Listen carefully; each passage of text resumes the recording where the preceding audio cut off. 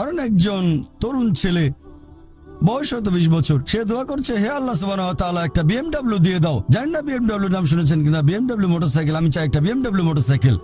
খুব ভালো মোটরসাইকেল। ছেলেটা দোয়া করলো, আল্লাহ সাড়া দিলেন না। হয়তো আল্লাহ জানেন যে আল্লাহ যদি তাকে মোটরসাইকেল দিতেন, সে অ্যাক্সিডেন্ট করতো, পা ভেঙে ফ্র্যাকচার হতো, পঙ্গু হয়ে পড়ে থাকতো। তাহলে এখানে আল্লাহ সুবহানাহু ওয়া তাআলা তার ডাকে সাড়া দিয়েছেন সাড়া না দেওয়ার মাধ্যমে। আল্লাহ তার ডাকে সাড়া দিয়েছেন সাড়া না দেওয়ার মাধ্যমে। আল্লাহ তাকে মোটরসাইকেল দেননি কারণ সে ভালো বান্দা, সে খুব ভালো মানুষ, সে যা যাচ্ছে তা ভালো হবে না আমি জানি, কিন্তু সে জানে না, তাই আল্লাহ দিচ্ছেন না। এভাবে আল্লাহ সাড়া দিচ্ছেন সাড়া না দেওয়ার মাধ্যমে। আবার কিছু লোকজন আছে, যেমন আল্লাহ বলেছেন পবিত্র কোরআনে সূরা বাকারা অধ্যায় নম্বর 2 আয়াত 15-16, এখানে ভণ্ডদের কথা বলা হচ্ছে। আল্লাহ তাদের রশি দেবেন, তারা বিভ্রান্তের মতো ঘুরে বেড়াবে। তারা সম্পদ চেয়েছে, আল্লাহ দিয়েছেন। অনেকে আছে যারা আল্লাহর সাথে অন্য কাউকে শরীক করে, তারা বলে অনেক সম্পদ চাই, আল্লাহ তাদের সম্পদ দেন। এটা তাদের জন্য আসলে একটা পরীক্ষা। এভাবে তারা নিজেদের কবর খুঁড়ছে। তাই আমরা কখনোই হতাশ হব না। আল্লাহ তাআলা আছেন সব সময়, আল্লাহর উপর সবসময় ভরসা রাখবেন। সেই কারণেই পবিত্র কোরআন অনুযায়ী আত্মহত্যা হারাম। সূরা নিসা অধ্যায় 4, তোমরা নিজেকে হত্যা করো না, আত্মহত্যা করো না, নিশ্চয়ই আল্লাহ পরম দয়ালু, সাহায্য করবেন, তার উপর ভরসা করবেন। যখন কোনো লোক আত্মহত্যা করে তখন মনে হবে সে অকৃতজ্ঞ, সে ভাবছে আল্লাহ আমাকে অনেক বিপদে ফেলেছে, এটা কোনো সুবিচার না, এভাবে বেঁচে থাকার কোনো মানে হয় না, তাই শেষ করে দেব। আল্লাহ পবিত্র কোরআনে বলেছেন সূরা বাকারা অধ্যায় নম্বর 2 আয়াত 286, এটা সূরা বাকারার একেবারে শেষ আয়াত, যে আল্লাহ সুবহানাহু ওয়া তাআলা কারো উপরেই তার সাধ্যের অতিরিক্ত বোঝা চাপিয়ে দেন না। আল্লাহ কারো উপরে এমন কোনো বোঝা চাপিয়ে দেন না যেটা তার সাধ্যের অতিরিক্ত। এটা আয়াতের প্রথম অংশ। এই আয়াতটাতে আরো বলা হয়েছে আমরা এই দোয়া করব, ইয়া আল্লাহ সুবহানাহু ওয়া তাআলা আমাদের উপর সাধ্যের অতিরিক্ত বোঝা চাপিয়ে দিও না। আয়াতের প্রথম অংশে আল্লাহ কথা দিয়েছেন যে আমাদের উপর তিনি সাধ্যের অতিরিক্ত বোঝা চাপাবেন না। তাহলে আমরা কেন দোয়া করব যে হে আল্লাহ আমাদের সাধ্যের অতিরিক্ত বোঝা চাপিয়ে দিও না? এর কারণ হচ্ছে আমরা নিজেদের কবর খুঁড়ি, আমরা নিজেদের উপর সাধ্যের অতিরিক্ত বোঝা চাপিয়ে দিই, সমস্যা বাধা আমরাই বলছি অনেক সম্পদ দাও, আল্লাহ দিচ্ছেন। তাই আমরা আল্লাহর কাছে দোয়া করছি আল্লাহ যেন নিজেদের কারণে নিজেদের উপর সাধ্যের অতিরিক্ত বোঝা না চাপিয়ে দেন। আমরা সবসময় আল্লাহ তাআলার উপর ভরসা করব, একমাত্র তার ইবাদত করব। তিনি আমাদের স্রষ্টা, আমাদের অস্তিত্বের পেছনের উদ্দেশ্য হচ্ছে আল্লাহ সুবহানাহু ওয়া তাআলার ইবাদত করা, অন্য কারো নয়। পৃথিবীর জীবন পরকালের জন্য পরীক্ষা। আল্লাহর আদেশ মেনে চলেন আর সন্তুষ্ট থাকেন। যেরকম পরীক্ষায় সামনে পড়ুক, সত্যিকারের মুসলিম সবসময় বলবে আল্লাহকে ধন্যবাদ। সাধারণত আমরা অভিযোগ করি আমাদের এটা নেই, আমাদের ওটা নেই। জীবনের জন্য সবচেয়ে গুরুত্বপূর্ণ জিনিস কি? কেউ বলবে খাবার, কেউ বলবে পানি, সবচেয়ে গুরুত্বপূর্ণ বাতাস। কয়েক মিনিটের জন্য নিঃশ্বাস বন্ধ করেন, মারা যাবেন। আমাদের মধ্যে কেউ কি আল্লাহ সুবহানাহু ওয়া তাআলাকে এর জন্য ধন্যবাদ জানিয়েছেন যে বাতাস দিয়েছো সেজন্য অনেক ধন্যবাদ? আমাদের মধ্যে কতজন এটা করেছে? আমরা কি এটা বুঝতে পারছি? ফ্রি বাতাস তো ফ্রি পাচ্ছি আর কি। আমরা শ্রদ্ধা করবো আল্লাহ তাআলার নিদর্শনগুলোকে, শ্রদ্ধা করবো আল্লাহর নিয়ামতগুলোকে।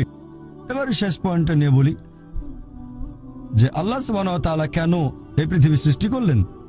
এই পৃথিবী সৃষ্টির উদ্দেশ্যটা আসলে কি? আল্লাহ পবিত্র কোরআনে বলেছেন সূরা ইব্রাহিম অধ্যায় নম্বর 14 আয়াত 32 ও 33, যে আল্লাহ সুবহানাহু ওয়া তাআলা আকাশমণ্ডল ও পৃথিবী সৃষ্টি করেছেন আর আকাশ থেকে পানি বর্ষণ করান, এর সাথে দিয়েছেন ফলমূল। তিনি নৌযানকে মানুষের অধীন করেছেন যাতে সেগুলো আল্লাহর বিধানে সমুদ্রে বিচরণ করে। তিনি মানুষের কল্যাণে নিয়োজিত করেছেন নদীসমূহকে। তিনি তোমাদের জন্য সৃষ্টি করেছেন চাঁদ ও সূর্য, তোমাদের জন্য সৃষ্টি করেছেন রাত ও দিন। তাহলে বিশ্বজগতের এইসব সৃষ্টি এগুলো করেছেন মানুষের জন্য। আল্লাহ এই পুরো বিশ্বজগৎ সৃষ্টি করেছেন মানুষের জন্য। আর এটা আমাদের দায়িত্ব যে আমরা আল্লাহ সুবহানাহু ওয়া তাআলাকে ধন্যবাদ জানাবো এইসব নিয়ামতের জন্য। ধন্যবাদের পাশাপাশি আমাদের দায়িত্ব যে আমরা এই সব কিছুর যত্ন নেব। এই কারণেই আল্লাহ সুবহানাহু ওয়া তাআলা পশু পাখি সৃষ্টি করেছেন। তবে পশু হত্যা করা এটা নিষিদ্ধ, প্রাণী হত্যা নিষিদ্ধ। মুহাম্মদ সাল্লাল্লাহু আলাইহি ওয়াসাল্লাম একটা হাদিস বলছে টার্গেট প্র্যাকটিসের জন্য পশু পাখি হত্যা করো না। হ্যাঁ, যেসব পশুর মাংস খেতে আল্লাহ সুবহানাহু ওয়া তাআলা অনুমতি দিয়েছেন সেটা আমরা খেতে পারি, আল্লাহ যেভাবে বলেছেন সেই নিয়মে, যেভাবে নবী বলেছেন। তবে টার্গেট প্র্যাকটিস, এরকম অনেক লোক দেখি যারা এই নিয়মগুলো ধ্বংস করতে চায়। টার্গেট প্র্যাকটিস করে আর বিভিন্ন পশুর মাথা ঝুলিয়ে রাখে তাদের ড্রয়িং রুমে। আল্লাহ সৃষ্টি করেছেন পাহাড় পর্বত, আমরা সেগুলো জয় করতে চাই, মাউন্ট এভারেস্টের চূড়ায় উঠি। এ পর্যন্ত অনেক মানুষ মারা গেছে, প্রতি বছর মাউন্ট এভারেস্টে উঠতে গিয়ে অনেক মানুষ মারা গেছে। আমরা এই নিয়ামতের জন্য আল্লাহ সুবহানাহু ওয়া তাআলাকে ধন্যবাদ জানাই না। যদিও আল্লাহ তাআলা পবিত্র কোরআনে বলেছেন উট সৃষ্টি করা হয়েছে তোমাদের জন্য, ভার বহনের জন্য। যদিও এগুলো আমাদের জন্য সৃষ্টি করা হয়েছে, আমরা এদের ভালোবাসবো, শ্রদ্ধা করব। এরকম অনেক সহিহ হাদিস আছে, অনেক। একটা হাদিস আছে সহিহ বুখারীতে, খণ্ড নম্বর 3, যে একবার একজন মানুষ একটা তৃষ্ণার্ত কুকুরকে পানি খেতে দিয়েছিল। কুয়ার কাছে গিয়ে মোজাই করে পানি এনেছিল, আর এই কাজের জন্য তাকে বেহেশতে দাখিল করা হলো। সহিহ বুখারীতে আছে আরেকটা হাদিস, খণ্ড নম্বর 4, একবার এক পতিতা একটা তৃষ্ণার্ত কুকুরকে পানি খেতে দিয়েছিল, এজন্য সে বেহেশত পেল। এক সাহাবা প্রশ্ন করলেন যে কুকুরকে পানি খাওয়ালেও কি আমরা পুরস্কার পাবো? নবী বললেন অবশ্যই, কেন না। চিন্তা করেন, যে পশুটাকে ঘরের ভেতরে ঢুকতে নিষেধ করা হয়েছে, যদি সেই পশুকেও পানি খেতে দেন, আল্লাহ সেজন্য পুরস্কার দেবেন। একটা হাদিস বলছে একজন বৃদ্ধ মহিলা এক বিড়ালকে বেঁধে রেখে খাবার দিত না, আল্লাহ তাকে দোজখে পাঠালেন। কেন সে বিড়ালটাকে বেঁধে রাখলো, খাবার দিল না? অন্ততপক্ষে বিড়ালটাকে ছেড়ে দিলেও তো সে শিকার করে খেতে পারতো। আর আমাদের এক্সিবিশনে এরকম একটা পোস্টার আছে, আরো অনেক পোস্টার। তাহলে আমরা পশু পাখিকে ভালোবাসবো, যত্ন করব। এছাড়াও গাছপালা লতাপাতা আমরা খেতে পারি যখন প্রয়োজন আমাদের, তবে বিনা কারণে আমরা কোনো গাছপালা কাটবো না।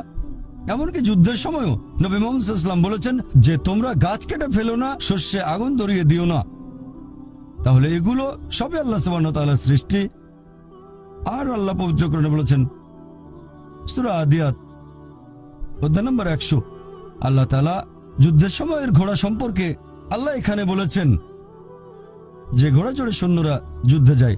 আল্লাহ এখানে শপথ করছেন আর বলছেন, সূরা আদিয়াত আয়াত 1, 2, 3, 4, আল্লাহ বলেছেন এই ঘোড়াগুলোর খুরের আঘাতে আগুনের ফুলকি ছোটে, সে সময় ধুলোর মেঘ আকাশে ওড়ে, তারা শত্রু দলের ভেতরে ঢুকে পড়ে। বলা হচ্ছে আল্লাহ এখানে শপথ করছেন এই ঘোড়াগুলোকে নিয়ে, যুদ্ধের ময়দানের ঘোড়া। তাদের মধ্যে কোনো রকম ভয় নেই, কারণ তারা তাদের প্রভুর নির্দেশ মানে। যে মানুষটা ঘোড়ার পিঠে থাকে, সেই মানুষটার জন্য তারা শত্রু দলের ভেতরে ঢুকে পড়ে। শত্রুর হাতে তরবারি বা অন্যান্য যত অস্ত্রই থাকুক না কেন, সেই ঘোড়া তারপরে সামনে এগিয়ে যায়, কারণ সে প্রভুর নির্দেশ মেনে চলে। আল্লাহ এখানে শপথ করছেন এই ঘোড়াগুলোকে নিয়ে। তারপর আল্লাহ তাআলা বলছেন তবে মানুষ অবশ্যই অকৃতজ্ঞ। তার মানে যুদ্ধের ঘোড়া প্রভুর আদেশ মানতে গিয়ে মরার জন্য প্রস্তুত। এই কারণে ঘোড়াটা মারা যেতে পারে, তারপরও প্রভু আদেশ দিয়েছে বলে এগিয়ে যাচ্ছে। সামনে হয়তো অস্ত্র হাতে শত্রু দাঁড়িয়ে আছে, সামনে গেলে সে মারা যেতে পারে, তারপরে এটা প্রভুর আদেশ। তবে মানুষ যাতে অকৃতজ্ঞ, মোটেও কৃতজ্ঞ নয়। সে কারণে এই পৃথিবীর প্রত্যেকটা মানুষের দায়িত্ব হচ্ছে পৃথিবীর জীবনের এই উদ্দেশ্য পূরণ করা, যে আমাদের কোন কারণে সৃষ্টি করা হয়েছে। আল্লাহ সুবহানাহু ওয়া তাআলা আমাদের সৃষ্টিকর্তা, পরম করুণাময়, পরম দয়ালু, পরম ক্ষমাশীল, পরম ন্যায় বিচারক। তাই প্রত্যেকটা মানুষের দায়িত্ব আমরা আল্লাহ সুবহানাহু ওয়া তাআলার ইবাদত করব, আল্লাহ ব্যতীত কারো ইবাদত করব না। আর আমাদের ইহকালের এই জীবন পরকালের জন্য একটা পরীক্ষা। যদি আল্লাহর আদেশ মেনে চলি বেহেশতে যেতে পারবো, যদি না মানি পরীক্ষায় ফেল করব, জাহান্নামে যেতে হবে। আর আমরা সেই সব নিয়ামতগুলো যত্ন নেব যেগুলো আল্লাহ আমাদের দিয়েছেন।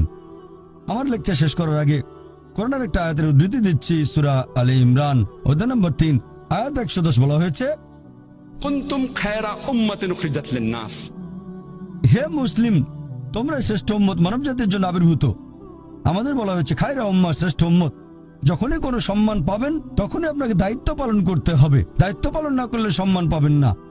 আর দায়িত্বের কথা এই আয়াতেই আছে। আল্লাহ বলেছেন তা'মিরুনা বিল মারুফি ওয়া তানহাউনা আনিল মুনকার ওয়া তু'মিনুনা বিল্লাহ, কারণ তোমরা সৎ কাজে নির্দেশ দাও, অসৎ কাজে নিষেধ করো এবং আল্লাহকে বিশ্বাস করো।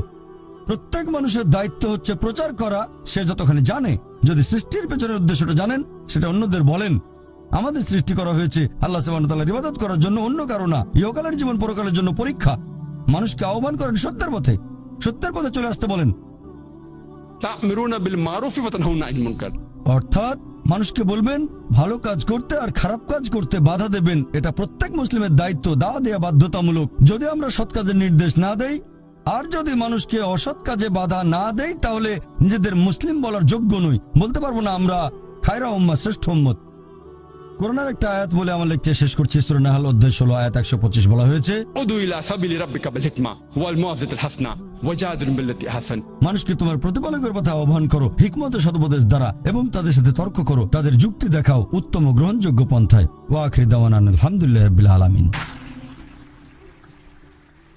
এখন আমরা শুরু করব প্রশ্নোত্তর পর্ব। অনুষ্ঠান শুরু করার আগে এই পর্বের নিয়ম কানুনগুলো বলি, যাতে করে এই সীমিত সময়টাকে সঠিকভাবে ব্যবহার করতে পারি। আপনাদের সামনে 4টা মাইক, যে কোনো একটার পেছনে লাইন দিয়ে দাঁড়ান। একটা মাইক রয়েছে মহিলাদের জন্য, পুরুষদের জন্য 3টা মাইক। একটা মাইক আছে পেছনে, একটা আমার ডান দিকে আর একটা এদিকে আমার বাম পাশে। আপনারা প্রশ্ন করার সময়ে দয়া করে আপনাদের নাম এবং পেশা বলবেন। মনে রাখবেন, এখানে প্রশ্ন করবেন, কোনো লেকচার দেবেন না। তাই প্রশ্ন করার সময় আপনারা সংক্ষিপ্ত আর যথাযথভাবে করবেন। আমি ভলান্টিয়ারদের অনুরোধ করব, যারা মাইকের পাশে আছেন, আপনারা দয়া করে প্রথমেই সুযোগ দেবেন অমুসলিম ভাইদের, যারা লাইনে দাঁড়িয়ে আছেন ডক্টর জাকিরকে প্রশ্ন করার জন্য। অমুসলিম ভাইয়েরা সামনে এগিয়ে আসুন। প্রশ্ন করার ক্ষেত্রে অমুসলিম ভাইদের আগে সুযোগ দিন। গুড ইভিনিং ডক্টর জাকির, আমার নাম রবার্টো। আমি চেন্নাইয়ের সাবিটা ডেন্টাল কলেজে বিডিএসের ছাত্র। ডক্টর জাকির বললেন, ঈশ্বর আমাদের সৃষ্টিকর্তা, তিনি কেবলমাত্র একজন। 2 নম্বর, ঈশ্বর মানুষকে সৃষ্টি করেছেন তার ভালোবাসা থেকে। 3 নম্বর, ঈশ্বর কাউকে করেছেন ধনী বা গরিব, স্বাস্থ্যবান বা অসুস্থ, এই সবই আসলে পরীক্ষা। একইভাবে খ্রিস্টানরা বিশ্বাস করে ঈশ্বর কেবলমাত্র একজন। 2 নম্বর, ঈশ্বর মানুষকে সৃষ্টি করেছেন তার ভালোবাসা থেকে। 3 নম্বর, ইসলাম ধর্মের মতোই এই সব কিছু দিয়ে আসলে পরীক্ষা করা হচ্ছে। এখন আমি আপনার কাছ থেকে এটা জানতে চাচ্ছি, ভুল বুঝবেন না, আমি খ্রিস্টান নই। ভাই, আপনি প্রশ্ন করলেন যে খ্রিস্টান ধর্মে ওটা আছে ইসলামের মতো যে ঈশ্বর একজন, ঈশ্বর তার সৃষ্টিকে ভালোবাসেন। আর আপনি প্রশ্ন করলেন এখানে পার্থক্যটা কি? খ্রিস্টান ধর্ম আর ইসলামের পার্থক্য জানতে চান নাকি? এদের পার্থক্য না, আপনি এটা আমাকে কিভাবে বোঝাবেন? একটু আগেই আপনি বললেন ইসলাম ধর্ম বাদে অন্য কোনো ধর্মের ইবাদতই গ্রহণ করা হবে না। আচ্ছা আচ্ছা ভাই, সুন্দর প্রশ্ন করেছেন। এবার আপনার প্রশ্নটা বোঝা যাচ্ছে। প্রথমে আপনি একটা মন্তব্য করেছিলেন, প্রশ্নবোধক চিহ্ন থাকলে বোঝা যায়, মন্তব্য হলে প্রশ্ন খুঁজে নিতে হয়।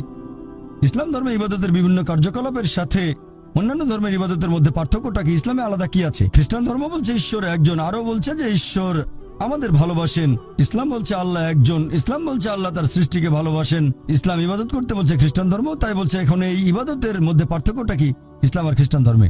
অথবা ইসলাম ধর্মে আলাদা এমন কি আছে যেটা অন্য কোনো ধর্মে নেই, বিশেষ করে খ্রিস্টান ধর্ম? ভাই, যদি আপনি একটু মনোযোগ দিয়ে কোরআন পড়েন সঠিকভাবে, আমার লেকচারে বিভিন্ন বিষয় ব্যাখ্যা করেছি, এরপর যদি বাইবেলও পড়েন সঠিকভাবে, যদি সঠিক ব্যাখ্যা পড়েন, আমরা জানি যীশু খ্রিস্ট বা ঈসা আলাইহিস সালাম আল্লাহ সুবহানাহু ওয়া তাআলা প্রেরিত একজন নবী ও রাসূল। সেই মুসলিম আসলে মুসলিম নয় যদি সে যীশু খ্রিস্টকে নবী বলে বিশ্বাস না করে। আমরা মানি যে তিনি অলৌকিকভাবে জন্মেছিলেন কোনো পুরুষের হস্তক্ষেপ ছাড়াই। আমরা মানি যে তিনি হলেন মসীহ অর্থাৎ খ্রিস্ট। আমরা মানি যে তিনি আল্লাহর নির্দেশে জন্মান্ধর কুষ্ঠরোগীদের সুস্থ করেছিলেন। আমরা মানি যে তিনি আল্লাহর নির্দেশে মৃত মানুষকে জীবন দিয়েছেন। তবে আমাদের মধ্যে পার্থক্য আছে। অনেক খ্রিস্টান আছে যারা বলে যে যীশু খ্রিস্ট নাকি নিজেকে ঈশ্বর বলে দাবি করেছিলেন। তাহলে একটা হলো বাইবেলের সাথে পার্থক্য, আর একটা পার্থক্যের জায়গায় হচ্ছে খ্রিস্টানরা যেটা মনে করে, যেটা প্র্যাকটিস করে, এটার সাথে যে পার্থক্য। অনেক খ্রিস্টান বলে যে যীশু খ্রিস্ট নিজেকে ঈশ্বর বলে দাবি করেছিলেন। যখন তারা বলে যে ঈশ্বর একজন, তারা বলে যীশু খ্রিস্ট হলেন সর্বশক্তিমান। আর এই ব্যাপারটাতে আমরা মুসলিমরা আপত্তি জানাই। গোটা বাইবেলে একেবারে পরিষ্কার করে বলা এমন একটা অনুচ্ছেদ পাবেন না যেখানে যীশু খ্রিস্ট তার নিজের মুখে বলেছেন যে আমি ঈশ্বর অথবা আমার উপাসনা করো। তাহলে একজন সাধারণ খ্রিস্টানের কাছে ইবাদত করা হলো যীশু খ্রিস্টের ইবাদত বা উপাসনা করা। আমি আবার আগের কথাটা বলছি, গোটা বাইবেলে একেবারে পরিষ্কার করে বলা এরকম একটা অনুচ্ছেদ পাবেন না যেখানে যীশু খ্রিস্ট তার নিজের মুখে এই কথাটা বলেছেন যে আমি ঈশ্বর অথবা আমার উপাসনা করো। যদি কোনো খ্রিস্টান আমাকে পুরো বাইবেল থেকে এমন একটা অনুচ্ছেদ দেখাতে পারে যেখানে যীশু খ্রিস্ট নিজের মুখে বলেছেন যে আমি ঈশ্বর অথবা আমার উপাসনা করো, আমি ডক্টর জাকির নায়েক, তাহলে আজকে খ্রিস্টান ধর্ম গ্রহণ করব। তরবারের নিচে আমি আমার মাথা রাখছি। আমি অন্য মুসলিম ভাইদের পক্ষ নিয়ে কথা বলছি না, কারণ বাইবেল পড়লে দেখবেন এটা বলা হচ্ছে গসপেল অফ জন অধ্যায় নম্বর 14 অনুচ্ছেদ 28 যীশু খ্রিস্ট নিজের মুখে বলেছেন, আমার পিতা আমার চেয়ে মহান। গসপেল অফ জন অধ্যায় নম্বর 10 অনুচ্ছেদ 29। আমার পিতা সবার চেয়ে মহান। গসপেল অফ ম্যাথিউ অধ্যায় নম্বর 12 অনুচ্ছেদ 28। আমি ঈশ্বরের আত্মার সাহায্যে শয়তানকে তাড়িয়ে দিই। গসপেল অফ লুক অধ্যায় 11 অনুচ্ছেদ 20। আমি ঈশ্বরের আঙুলের সাহায্যে শয়তানকে তাড়িয়ে দিই। গসপেল অফ জন অধ্যায় 5 অনুচ্ছেদ 30। আমি নিজের থেকে কিছুই করতে পারি না, আমি যেমন শুনি তেমন বিচার করি, আর আমার বিচার ন্যায্য, কারণ আমি আমার ইচ্ছা পূরণ করি না, আমার পিতার ইচ্ছা পূরণ করি। যদি কেউ বলে আমি নিজের ইচ্ছা পূরণ করি না, আল্লাহর ইচ্ছা পূরণ করি, সে মুসলিম। সেজন্য আমার লেকচারে বলেছিলাম যে যীশু খ্রিস্ট আসলে ছিলেন একজন মুসলিম। কোরআন এটা বলছে সূরা আলে ইমরান অধ্যায় 3 আয়াত 52। আবার আছে গসপেল অফ জন অধ্যায় 17 অনুচ্ছেদ 3। এই হলো অনন্ত জীবন, যাতে তোমরা জানতে পারো যীশু খ্রিস্টকে যাকে ঈশ্বর পাঠিয়েছেন। এরপর আছে গসপেল অফ জন অধ্যায় 14 অনুচ্ছেদ 24। যে কথাগুলো শুনছো সেগুলো আমার নয়, বরং আমার পিতার যিনি আমাকে পাঠিয়েছেন। এরপর পরিষ্কার বলা হয়েছে বুক অফ অ্যাক্টস অধ্যায় 2 অনুচ্ছেদ 22। হে ইসরায়েলবাসী, মনোযোগ দিয়ে শোনো, নাজারেত শহরের যিশু ঈশ্বর মনোনীত একজন মানুষ। তোমাদের মাঝে অনেক অলৌকিক কাজ করবে, ঈশ্বর তাকে দিয়ে করাবেন, তোমরা তার সাক্ষী থাকবে। ঈশ্বর মনোনীত মানুষ তোমাদের মাঝে সে অলৌকিক কাজ করবে যেগুলো ঈশ্বর তাকে দিয়ে করাবেন, তোমরা তার সাক্ষী থাকবে। তাহলে যীশু খ্রিস্ট ছিলেন আল্লাহ তাআলার গুরুত্বপূর্ণ একজন নবী, তবে তিনি আল্লাহ নন। কখনোই বলেননি আমার ইবাদত করো। তবে দুর্ভাগ্যজনকভাবে খ্রিস্টান চার্চ এখন প্রচার করে মোক্ষ লাভের কথা। বাইবেলে স্বর্গের কথা বলা হয়েছে, নরকের কথা বলা হয়েছে, তবে ইহকালের জীবনের উদ্দেশ্যটা সেখানে বিস্তারিত বলা হয়নি।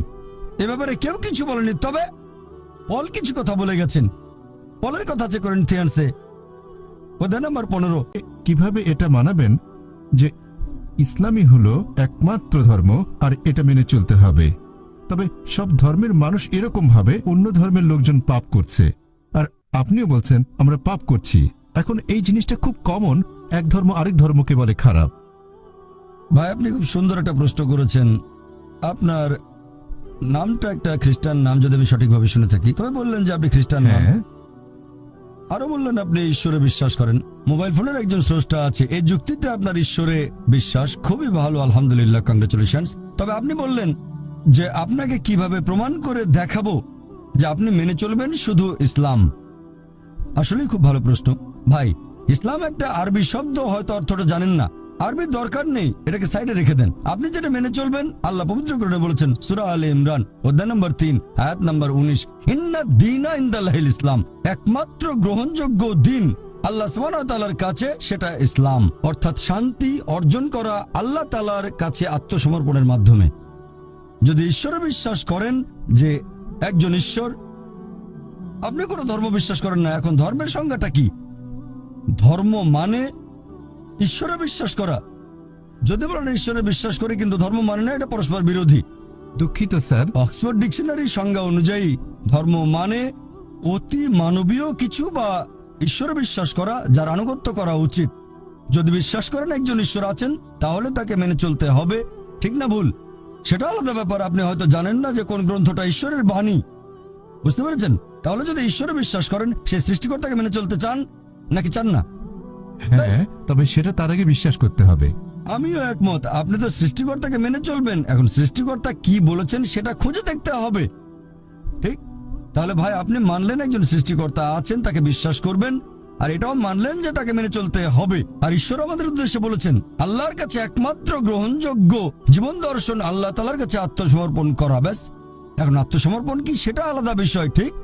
মুসলিম শব্দটা ভুলে যান, ইসলাম শব্দটা ভুলে যান। মুসলিম মানে যে লোক আল্লাহর কাছে আত্মসমর্পণ করে। যদি আপনি আত্মসমর্পণ করেন, আরবিতে আপনিও হয়ে যাবেন মুসলিম। শুধু যদি নাম হয় জাকির, আব্দুল্লাহ, সুলতান, তাহলে মুসলিম হবেন না। যদি নাম হয় জাকির, এতে মুসলিম হয়ে যাব না। কেউ বললো আমার নাম মোহাম্মদ, এতে মুসলিম হবে না।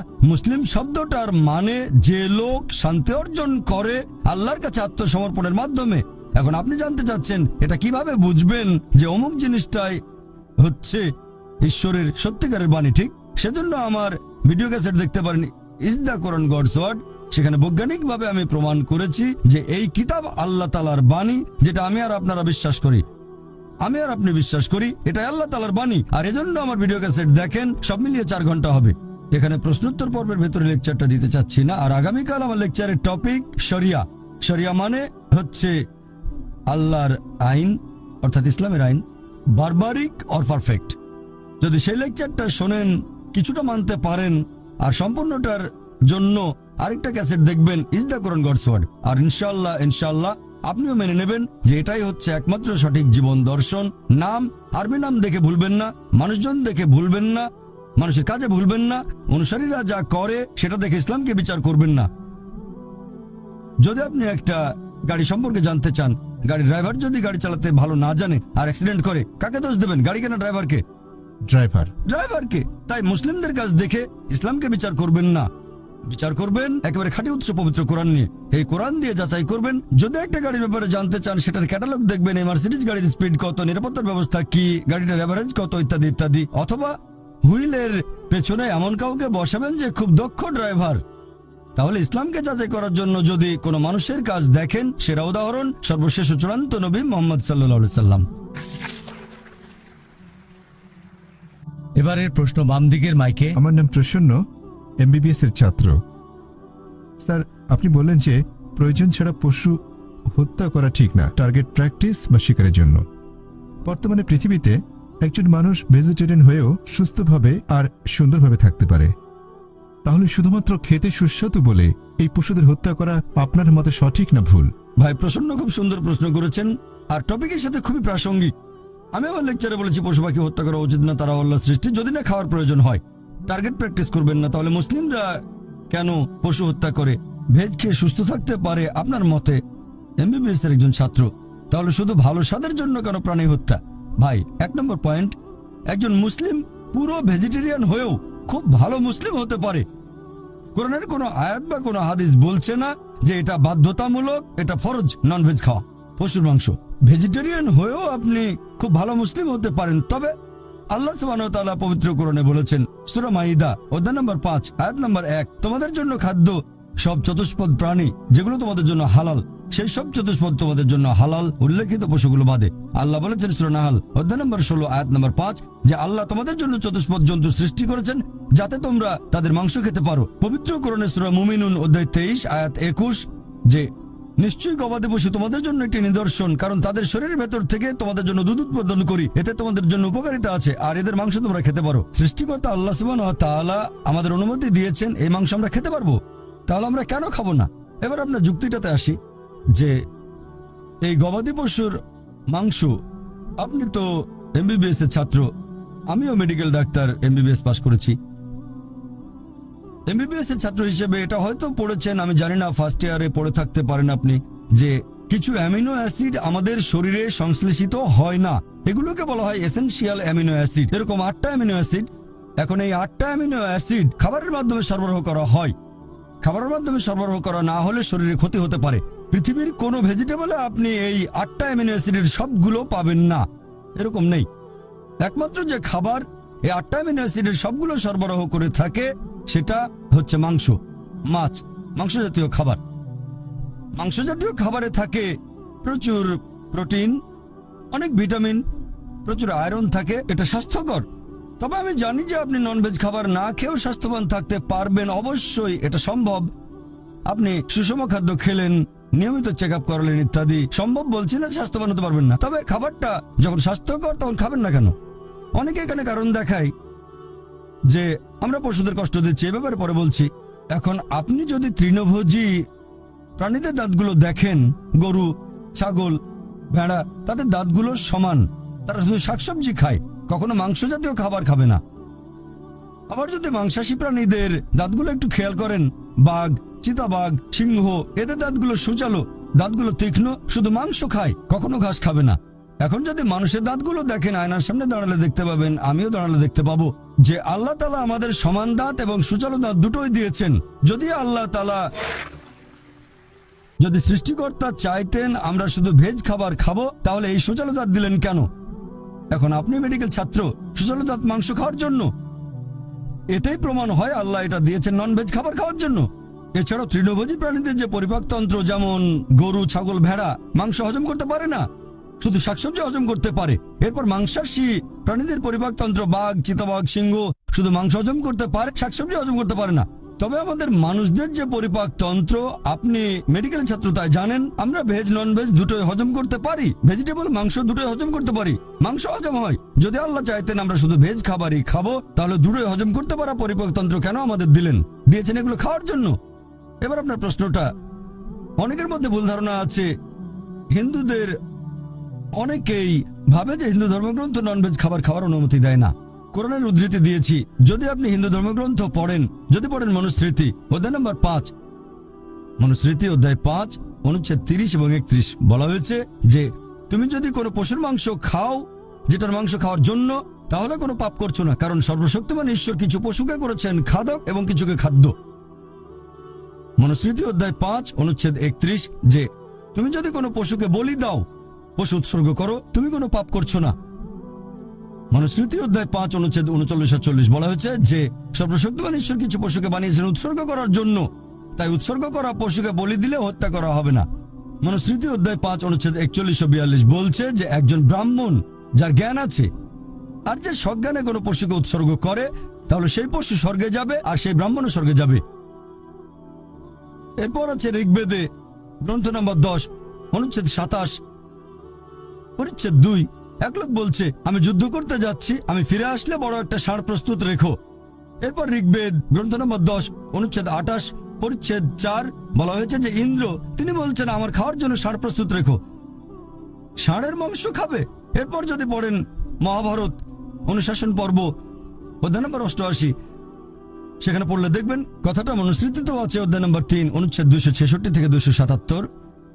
যুধিষ্ঠির জিজ্ঞেস করলো ভীষ্মকে আমরা কি উৎসর্গ করব আজকের যজ্ঞে, মানে পূজায় উৎসর্গ হিসেবে, যাতে আমাদের পূর্বপুরুষেরা সন্তুষ্ট থাকবেন। তখন ভীষ্ম উত্তরে বললেন যে তুমি যদি শাকসবজি দাও, ভেজিটেবল, আমাদের পূর্বপুরুষরা সন্তুষ্ট থাকবেন 1 মাস, যদি মাছ দাও সন্তুষ্ট থাকবেন 2 মাস, যদি মাংস দাও সন্তুষ্ট থাকবেন 3 মাস, যদি খরগোশ দাও তাহলে সন্তুষ্ট থাকবেন 4 মাস, যদি ছাগলের মাংস দাও সন্তুষ্ট থাকবেন 5 মাস, শূকরের মাংস দিলে 6 মাস, হরিণের মাংস দিলে 7 মাস, আর পাখির মাংস দিলে 8 মাস। এভাবে আরো অনেক বলা হয়েছে। এটা হিন্দুদের ধর্মগ্রন্থ। এছাড়া আরো বলা হয়েছে মহিষের মাংস দিলে সন্তুষ্ট থাকবেন 11 মাস, যদি গরুর মাংস দাও তাহলে 12 মাস, আর গন্ডার মাংস দিলে সারা জীবনের জন্য। তাহলে হিন্দুদের ধর্মগ্রন্থ এটা বলছে। হিন্দুদের বিভিন্ন ধর্মগ্রন্থ আমাদের অনুমতি দিয়েছে যে আমরা ননভেজ খেতে পারবো, এমনকি গরুর মাংস। এটা আমার কথা না, সবগুলো রেফারেন্স বলেছি আমি, চেক করে দেখতে পারেন, এটা পুরোপুরি সঠিক। এবারে লজিক্যাল কারণটা একটু দেখি যে আমাদেরকে কেন পশু পাখির বিভিন্ন ক্ষতি করতে হবে। আমরা তো ননভেজ খাবার খেয়ে বেঁচে থাকতে পারি। মানুষ একটা লজিক দেখায় যে পশু হত্যা করা খুব বড় অপরাধ, আর একটা গাছ হত্যা করা কম অপরাধ, কারণ গাছের জীবন নেই, এটাই তাদের লজিক। আগেকার হিন্দু মুনি ঋষিরা ননভেজ খেতেন, গরুর মাংস তারা খেতেন, তবে তাদের প্রভাবিত করেছে জৈনরা। তাদের অহিংসা নীতি এরকম বলে যে গাছের কোনো জীবন নেই, তাই গাছপালা খাওয়া পশু হত্যা করার চেয়ে অনেক কম অপরাধ। তবে এখন আমি জানি যে গাছপালার জীবন আছে, এখন তাদের লজিক বদলে গেছে। বলে আচ্ছা ভাই জাকির, মানলাম গাছের জীবন আছে, তবে গাছ ব্যথা অনুভব করতে পারে না, তাই গাছ হত্যা। পল বলছেন 1 করিন্থিয়ান অধ্যায় 15, যদি যীশুখ্রিস্ট আমাদের পাপের ভার বহন করে মৃত্যুবরণ না করেন, আমাদের বিশ্বাস তাহলে ভিত্তিহীন, আমাদের সবকিছু ভিত্তিহীন। তার মানে যীশুখ্রিস্ট আমাদের পাপের বোঝা নিয়ে মৃত্যুবরণ করেছেন পলের কথা অনুযায়ী। আর তারা বাইবেলের একটা অনুচ্ছেদের কথা বলে, গসপেল অফ জন অধ্যায় 3 অনুচ্ছেদ 16, ঈশ্বর জগৎকে এত ভালোবাসেন যে একমাত্র জাতপুত্রকে দান করলেন, তাকে যদি কেউ বিশ্বাস করে সে বিনষ্ট হয় না বরং অনন্ত জীবন পায়। তাহলে স্যালভেশন বা মোক্ষলাভ চার্চের কথা অনুযায়ী হচ্ছে বিশ্বাস করব যীশুখ্রিস্ট আমাদের পাপের বোঝা নিয়ে মারা গেছেন, তাহলে আপনি স্বর্গে যেতে পারবেন, বেহেশতে যেতে পারবেন। এখন এই একমাত্র জাতপুত্র, এখানে জাত শব্দটাকে গসপেল অফ জন অধ্যায় 3 অনুচ্ছেদ 16 থেকে বাদ দেওয়া হয়েছে। খ্রিস্টান ধর্মের উচ্চপদস্থ 32 জন বিশেষজ্ঞ বাদ দিয়েছেন। নতুন ভার্সনে শব্দটা নেই, তাদের অভিযোগ এটা বানানো গল্প, পরে ঢোকানো হয়েছে, ওখানে ছিল না। তারা খ্রিস্টান ধর্মকে নিজের মতো করে বানিয়ে নিয়েছে। তবে যীশু খ্রিস্ট নিজের মুখে বলেছেন, এক লোক যিশুর কাছে আসলো, গসপেল অফ ম্যাথিউ অধ্যায় নম্বর 19 অনুচ্ছেদ 16 এবং 17, হে ভালো প্রভু, আমি কোন ভালো কাজটা করব যাতে অনন্ত জীবন পেতে পারি? আমি কোন ভালো কাজ করব যাতে স্বর্গে যেতে পারি? যীশু খ্রিস্ট তার উত্তরে বললেন যে তুমি আমাকে ভালো বলছো কেন? ভালো আর কেউ নয়, আছে শুধু একজন, সর্বশক্তিমান ঈশ্বর। তোমরা যদি অনন্ত জীবন পেতে চাও তাহলে ঈশ্বরের আদেশ মেনে চলো। যিশু বলেননি যে তোমরা যদি বেহেশতে যেতে চাও তাহলে বিশ্বাস করতে হবে আমি তোমাদের পাপ বহন করেছি। তিনি কথা কখনোই বলেননি, বলেছেন ঈশ্বরের আদেশ মানো। আর যীশু খ্রিস্ট নিজের মুখে বলেছেন বাইবেলের গসপেল অফ ম্যাথিউ অধ্যায় 5 অনুচ্ছেদ 17 থেকে 20, তোমরা ভেবো না যে আমি আগের নবীদের বিধি ব্যবস্থা ধ্বংস করতে এসেছি। আমি এগুলো ধ্বংস করতে আসিনি, এসেছি পূরণ করতে। আকাশ ও পৃথিবী লোপ না হওয়া পর্যন্ত এই বিধি ব্যবস্থার একটা বিন্দু বিসর্গ লোপ পাবে না, সবই পূর্ণ হবে।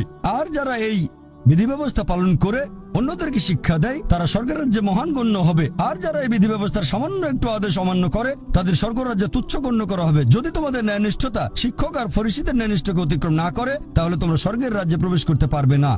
যদি ভালো খ্রিস্টান হতে চান তাহলে ঈশ্বরের সব আদেশ মানতে হবে, যে ঈশ্বর কেবলমাত্র একজন, মূর্তি পূজা করবো না, মুসা আলাইহিস সালাম যেগুলো করতে বলেছিলেন। তাহলে দেখতে পাচ্ছেন বাইবেল নিয়ে যদি গবেষণা করেন দেখবেন সেখানে মাত্র একজন ঈশ্বরের কথা আছে, ট্রিনিটি না।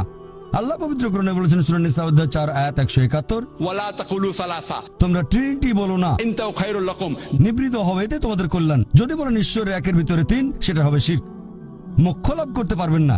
ট্রিনিটি সম্পর্কে কোথাও বলা হয়নি, বাইবেলের কোনো জায়গাতে ট্রিনিটি উল্লেখ করা হয়নি, তবে শব্দটা কোরআনে আছে।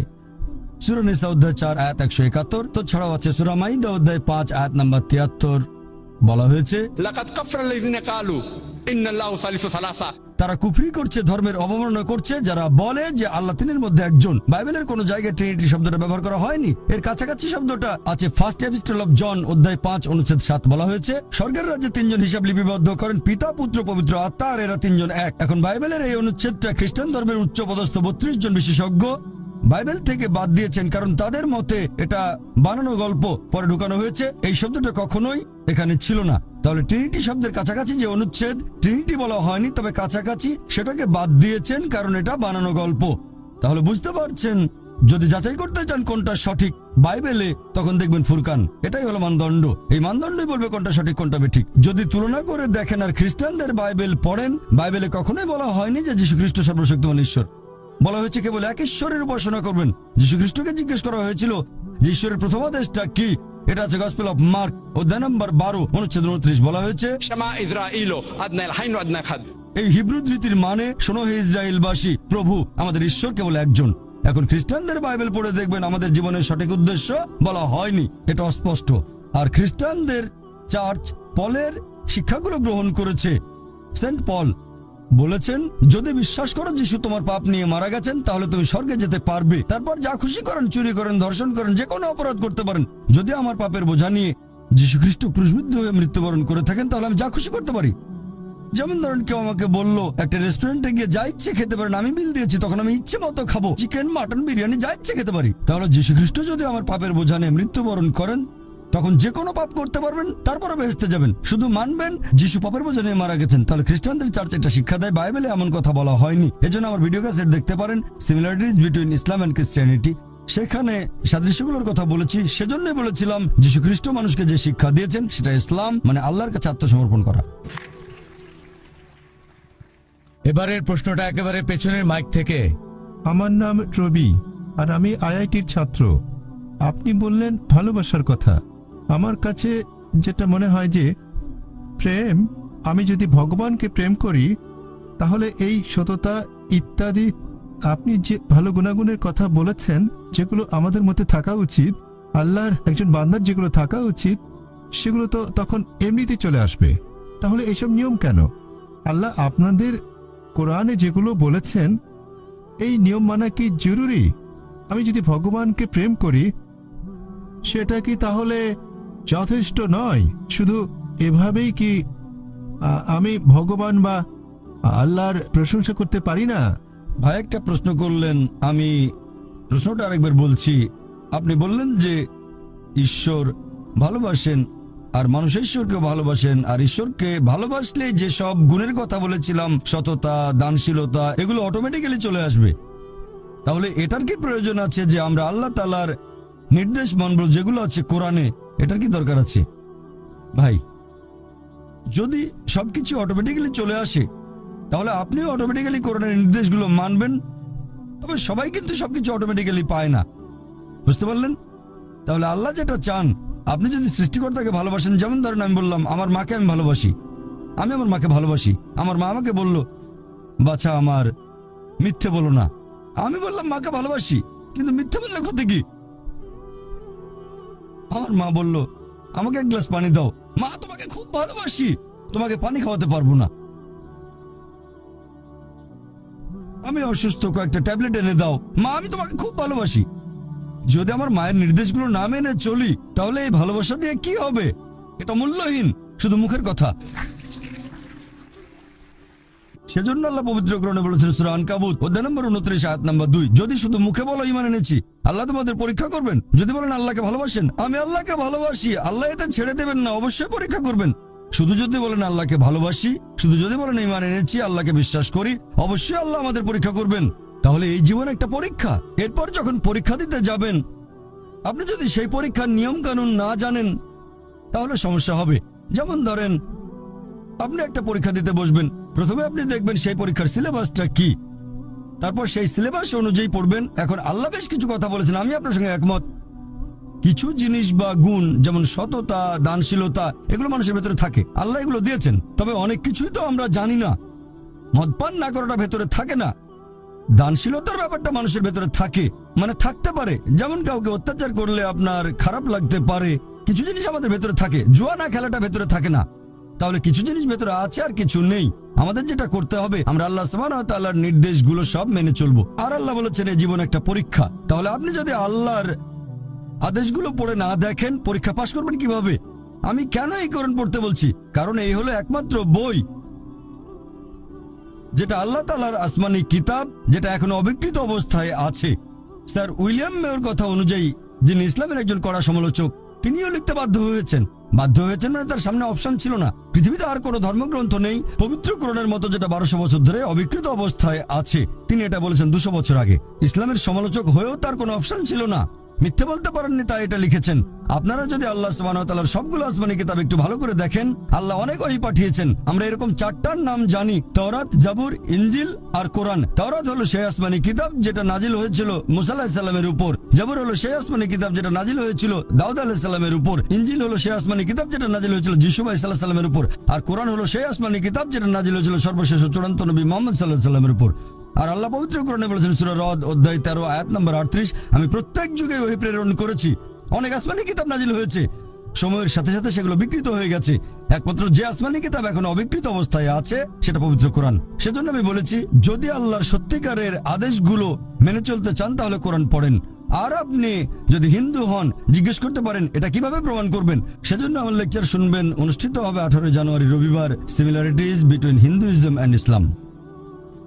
প্রশ্নটা একেবারে পেছনের মাইক থেকে। আমার নাম রবি, আর আমি আইআইটির ছাত্র। আপনি বললেন ভালোবাসার কথা।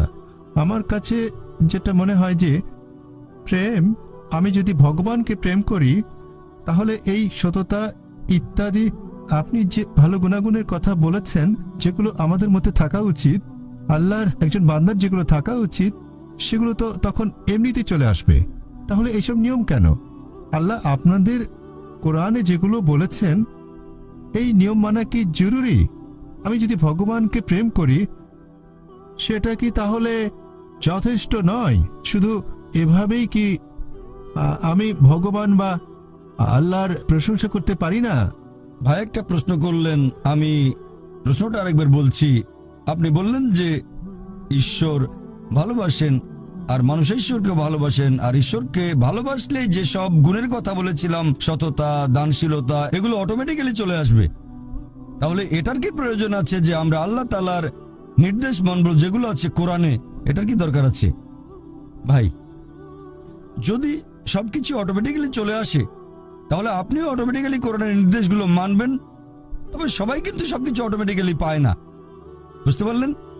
তাহলে আল্লাহ যেটা চান, আপনি যদি সৃষ্টিকর্তাকে ভালোবাসেন, যেমন ধরেন আমি বললাম আমার মাকে আমি ভালোবাসি, আমি আমার মাকে ভালোবাসি। আমার মা আমাকে বলল, বাছা আমার মিথ্যে বলো না। আমি বললাম মাকে ভালোবাসি, কিন্তু মিথ্যে বললে ক্ষতি কি? আমার মা বলল আমাকে এক গ্লাস পানি দাও। মা, তোমাকে খুব ভালোবাসি, তোমাকে পানি খাওয়াতে পারবো না। আমি অসুস্থ, কয়েকটা ট্যাবলেট এনে দাও। মা, আমি তোমাকে খুব ভালোবাসি। যদি আমার মায়ের নির্দেশগুলো না মেনে চলি, তাহলে এই ভালোবাসা দিয়ে কি হবে? এটা মূল্যহীন, শুধু মুখের কথা। সেজন্য আল্লাহ পবিত্র কোরআনে বলেছেন সূরা আনকাবুত অধ্যায় নম্বর 29 আয়াত নম্বর 2, যদি শুধু মুখে বলো ঈমান এনেছি, আল্লাহ তোমাদের পরীক্ষা করবেন। যদি বলেন আল্লাহকে ভালোবাসেন, আমি আল্লাহকে ভালোবাসি, আল্লাহ এতে ছেড়ে দেবেন না, অবশ্যই পরীক্ষা করবেন। শুধু যদি বলেন আল্লাহকে ভালোবাসি, শুধু যদি বলেন ঈমান এনেছি, আল্লাহকে বিশ্বাস করি, অবশ্যই আল্লাহ আমাদের পরীক্ষা করবেন। তাহলে এই জীবন একটা পরীক্ষা। এরপর যখন পরীক্ষা দিতে যাবেন, আপনি যদি সেই পরীক্ষার নিয়ম কানুন না জানেন, তাহলে সমস্যা হবে। যেমন ধরেন, আপনি একটা পরীক্ষা দিতে বসবেন, প্রথমে আপনি দেখবেন সেই পরীক্ষার সিলেবাসটা কি, তারপর সেই সিলেবাস অনুযায়ী পড়বেন। এখন আল্লাহ বেশ কিছু কথা বলেছেন, আমি আপনার সঙ্গে একমত। কিছু জিনিস বা গুণ যেমন সততা, দানশীলতা, এগুলো মানুষের ভেতরে থাকে, আল্লাহ এগুলো দিয়েছেন। তবে অনেক কিছুই তো আমরা জানি না। মদপান না করাটা ভেতরে থাকে না, দানশীলতার ব্যাপারটা মানুষের ভেতরে থাকে, মানে থাকতে পারে। যেমন কাউকে অত্যাচার করলে আপনার খারাপ লাগতে পারে, কিছু জিনিস আমাদের ভেতরে থাকে। জুয়া না খেলাটা ভেতরে থাকে না, তাহলে কিছু জিনিস ভেতরে আছে আর কিছু নেই। আমাদের যেটা করতে হবে, আমরা আল্লাহ সুবহানাহু ওয়া তাআলার নির্দেশগুলো সব মেনে চলবো। আর আল্লাহ বলেছেন এই জীবন একটা পরীক্ষা। তাহলে আপনি যদি আল্লাহর আদেশগুলো পড়ে না দেখেন, পরীক্ষা পাশ করবেন কিভাবে? আমি কেন এই কোরআন পড়তে বলছি? কারণ এই হলো একমাত্র বই যেটা আল্লাহ তাআলার আসমানি কিতাব, যেটা এখনো অবিকৃত অবস্থায় আছে।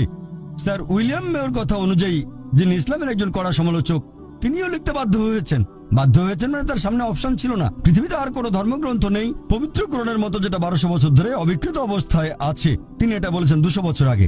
ইসলামের সমালোচক হয়েও তার কোনো অপশন ছিল না, মিথ্যে বলতে পারেননি, তাই এটা লিখেছেন। আপনারা যদি আল্লাহ সুবহানাহু ওয়া তাআলার সবগুলো আসমানি কিতাব একটু ভালো করে দেখেন, আল্লাহ অনেক ওহী পাঠিয়েছেন। আমরা এরকম 4টার নাম জানি, তাওরাত, জাবুর, ইনজিল আর কোরআন। তাওরাত হলো সেই আসমানি কিতাব যেটা নাজিল হয়েছিল মুসা আলাইহিস সালামের উপর। জাবুর হলো সেই আসমানি কিতাব যেটা নাজিল হয়েছিল দাউদ আলাইহিস সালামের উপর। ইনজিল হলো সেই আসমানি কিতাব যেটা নাজিল হয়েছিল যিশু আলাইহিস সালামের উপর। আর কোরআন হলো সেই আসমানি কিতাব যেটা নাজিল হয়েছিল সর্বশেষ ও চূড়ান্ত নবী মুহাম্মদ সাল্লাল্লাহু আলাইহি সাল্লামের উপর। আর আল্লাহ পবিত্র কোরআনে বলেছেন সূরা রদ অধ্যায় 13 আয়াত নম্বর 38, আমি প্রত্যেক যুগে ওহী প্রেরণ করেছি। অনেক আসমানি কিতাব নাজিল হয়েছে, সময়ের সাথে সাথে সেগুলো বিকৃত হয়ে গেছে। একমাত্র যে আসমানি কিতাব এখন অবিকৃত অবস্থায় আছে সেটা পবিত্র কোরআন। সেজন্য আমি বলেছি, যদি আল্লাহর সত্যিকারের আদেশগুলো মেনে চলতে চান তাহলে কোরআন পড়েন। আর আপনি যদি হিন্দু হন, জিজ্ঞেস করতে পারেন এটা কিভাবে প্রমাণ করবেন। সেজন্য আমার লেকচার শুনবেন, অনুষ্ঠিত হবে 18 জানুয়ারি রবিবার, সিমিলারিটিজ বিটুইন হিন্দুইজম অ্যান্ড ইসলাম। এবারে পরের প্রশ্ন আমার ডান দিকের মাইকে। আপনি একটু আগে যে ব্যাখ্যাটা দিলেন সেটা একেবারে অকাট্য, আর আমি মেনেও নিয়েছি, কারণ আমি আসলে খ্রিস্টান নই। আমি ব্যাপারটাকে অনেকটা এভাবে দেখি যে অবশ্যই ঈশ্বর আছেন। যেমন এই মোবাইল ফোনটা, এটাকে অবশ্যই কেউ সৃষ্টি করেছে, তা না হলে পৃথিবীতে এর অস্তিত্বই থাকতো না। একইভাবে আমিও ঈশ্বরে বিশ্বাস করি, তবে আমি কোনো ধর্ম মানি না। আর ডক্টর জাকির বললেন ইসলাম ধর্ম বাদে অন্য কোনো ধর্ম, অন্য কারো উপাসনা এটা একটা পাপ। এখন আপনি আমাকে